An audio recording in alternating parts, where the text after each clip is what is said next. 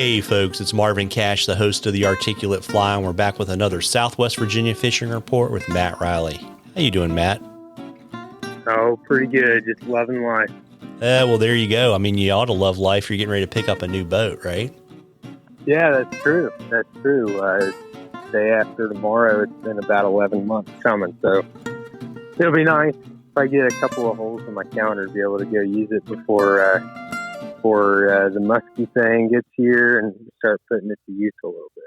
Yeah, and for so many people kind of on this side of the Mississippi that are looking for a boat, they're going to Big Frank's. That's it. Yeah, and so what are you getting?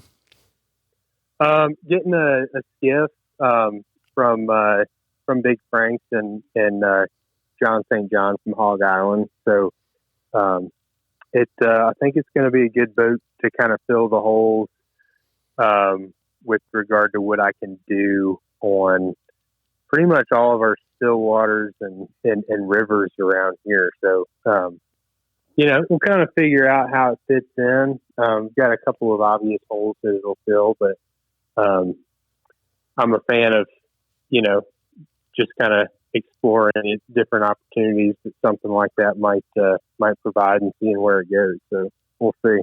Yeah, absolutely. And, we're kind of in that kind of, I don't know, weird flux, right, between two seasons. And so, trout season hasn't really come back. Smallmouth fishing's okay or good, but kind of we know that the end is getting closer. What are you seeing in Southwest Virginia?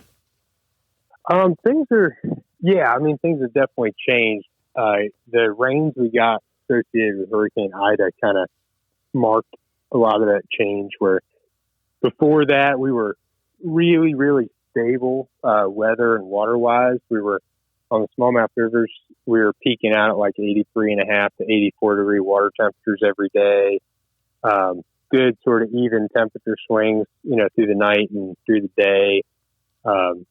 90 degrees just about every day, which is pretty seasonable for, mid to late August. And then that big cold front came through. It knocked us back about 12 degrees in water temperature. Gave us a little bit of dirty water. We dealt with it. But for the most part on the smallmouth front, the bite's been sort of pushed back a little bit in the day. They're still eating really well. And top water has just kind of been, day to day a little bit different. Some days we're getting them more subsurface. Some days, they're eating great on top, but, still seeing cicadas drop. That started end of August, and we're still hearing them up in the trees, still seeing them fall out alive and dead. Fish are still eating black and green bugs really well.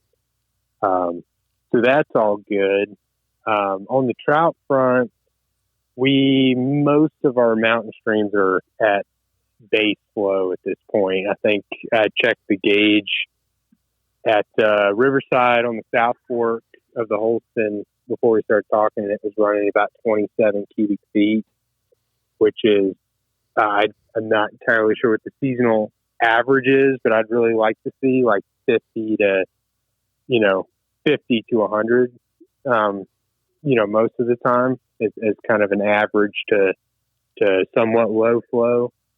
But, certainly we've cooled off, so the water temperatures aren't dangerous. But fish are spooky. We're getting a little bit of leaf drop, so that's becoming a little bit of a frustration, but, not too bad. But they're still eating terrestrial, still eating big bushy dry flies.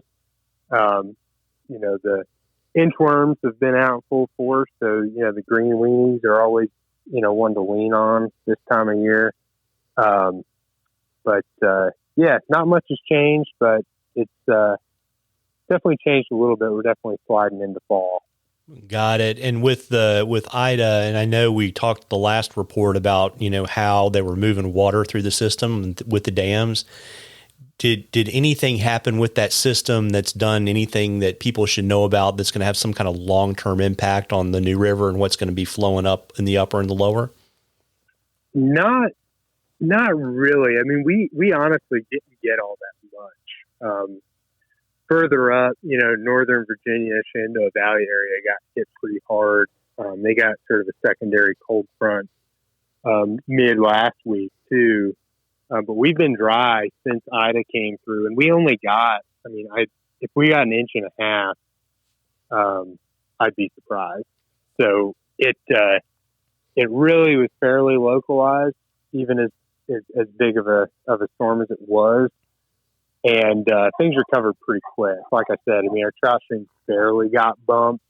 We got a little bit coming in from some of the tributaries and on some of the smaller rivers, but the new is sitting at Radford at, I think, about 2,500 cubic feet, which is, just perfect and totally manageable. Super, super clear.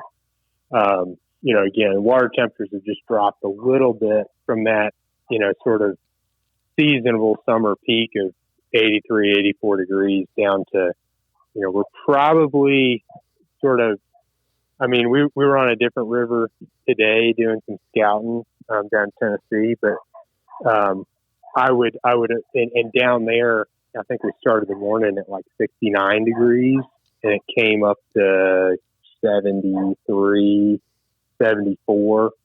And that's been pretty typical of what I've seen on the new, the last week or so.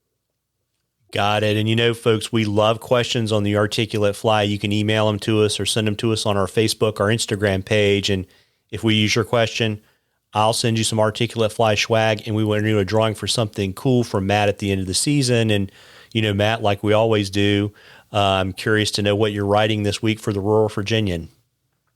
That's a good question.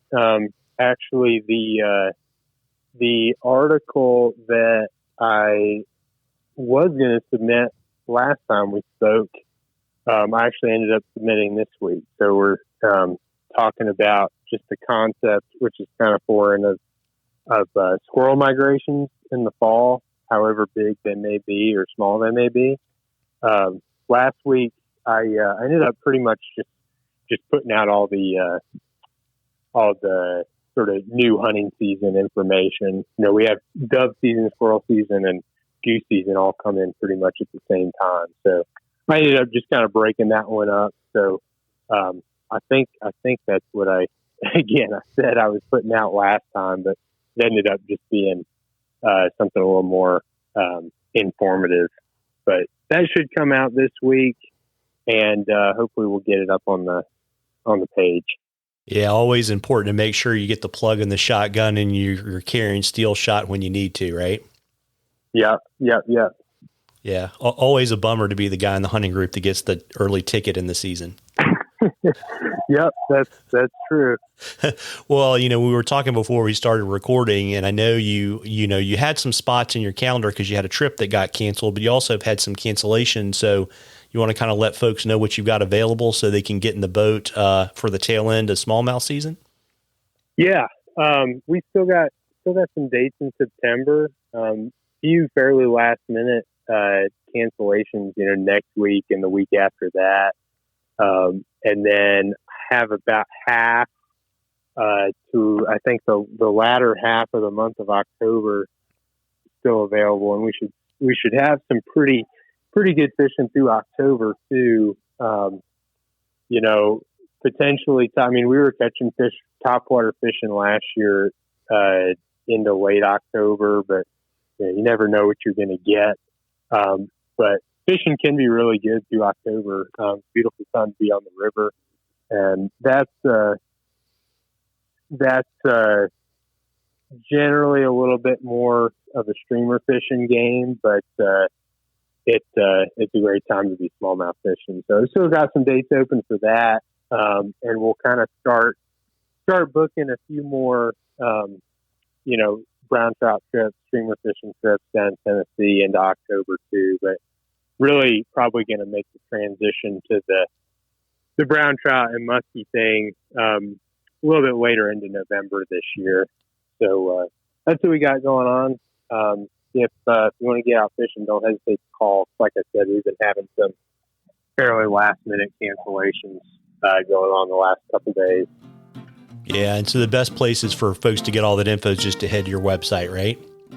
Yep. Got ReillyFlyFishing.com.